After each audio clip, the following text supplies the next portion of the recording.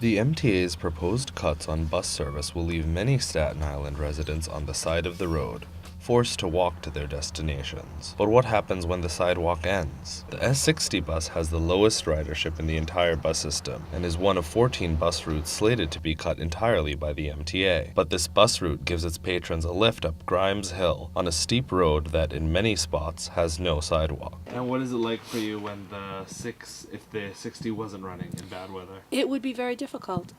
This is a very hilly area of Staten Island. There's a lot of elderly people that live up on the hill that they rely on that bus. They don't drive anymore. There's two colleges, Wagner College and St. John's University.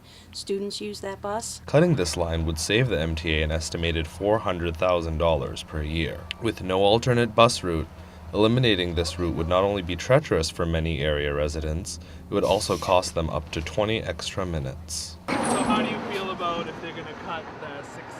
Well, this is my last year and I'm going to start driving soon. But for other people like who don't drive, I wouldn't recommend it because that's the only, well, besides walking, that's the only way we get to school. Like, there's no other bus. Students and residents aren't the only ones complaining. NYPIRG's poster campaigns can be found everywhere along the affected routes. NYPIRG, the City Council, and environmental groups have proposed easing the cuts using $121 million in available federal stimulus funds that Congress gave in order to keep the subways and buses running. Said even though it doesn't look like it when you go on, there's only like maybe a handful of people on at times, it is an important route and I don't want to see them, lose it.